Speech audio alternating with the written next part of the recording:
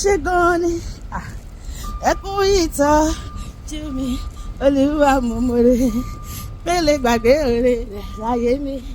You do well, you take care of me, Lord, I thank you. Àwa dúpẹ́ bàbá wọ́n rẹ̀ ńlá rẹ̀ májúmájú. Àwa dúpẹ́ bàbá wọ́n rẹ̀ àánú rẹ̀ o. Torí pé ìgbà táyé gbógun dé ẹ̀yin láàbò wa.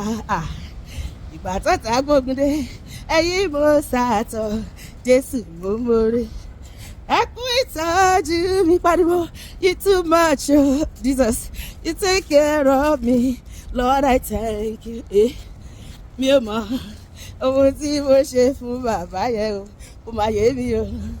Ohun tí mo ṣe fún bàbá yẹn o, tó fi dá mi sí, tó fi tì mí lẹ́yìn májò, tó fi dá mi lọ́lá, tó fi gbè mí níjà.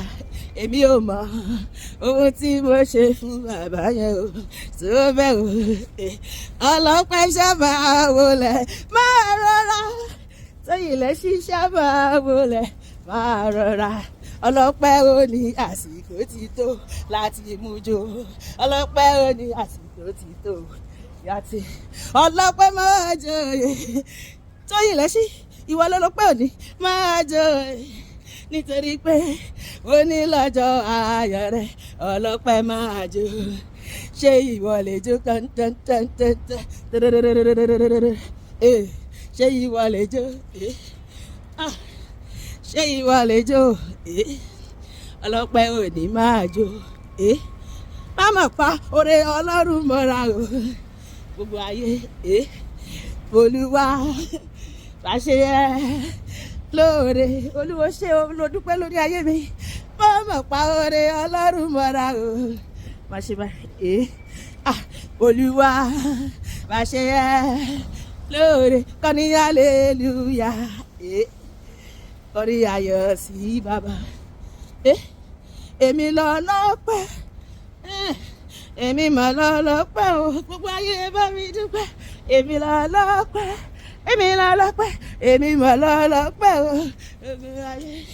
Ẹ wá wòre bàbá ìmọ̀ bá wòre rà ẹ wá wòṣẹ́ bàbá láyé mi. Èmi mà lọ lọ́pẹ́ o. Tí wọ́n bá ní kán mọ́ pẹ́ wá ṣé ẹ mọ̀ pé mi ló yẹ kí kọ́kọ́ mú jó. Tí wọ́n bá ní ká mọ́ pẹ́ wá ṣé ẹ mọ̀ pé mi ló yẹ kí kọ́kọ́ gbégbá ọpẹ́ ṣọ. Ẹ wá wòre bàbá ẹ wá wòṣẹ́ bàbá láyé mi. Èmi mà lọ lọ́pẹ́ o lọ́pẹ́ o èmi lọ lọ́pẹ́ ẹ bá mi dúpẹ́. Èmi mà lọ lọ́pẹ́ o gbogbo ayé ẹ bá mi dúpẹ́. Èmi lọ lọ́pẹ́ èmi mà lọ lọ́pẹ́ o gbogbo ayé. Ẹ wá wòre bàbá ìbá wa wòre rẹ̀ ẹ wá wòṣẹ́ bàbá láyé mi. Èmi mà lọ lọ́pẹ́ o. Jésù mi ṣeun ṣeun oore rẹ̀ pọ̀ láyé mi o. Mo rí ọjọ́ tó kẹ́yìn Friday tó kẹ́yìn ní February Olùgbàlà ṣe o oore rẹ̀ pọ̀ láyé mi o. Mélèé kà á tán èdè nígbà sísì èdè nígbà kọ́bọ̀ èdè nígbà pàwọ̀. Ọlọ́run fún gbogbo oore rẹ̀ láyé mi o. Ó ṣeun ó yẹ ṣe ni máa jó fún gẹ́gẹ́gẹ́gẹ́gẹ́gẹ́gẹ́.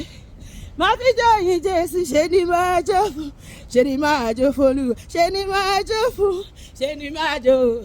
Má fi jọ yìn Jésù ṣe ni máa jó fún hallelujah.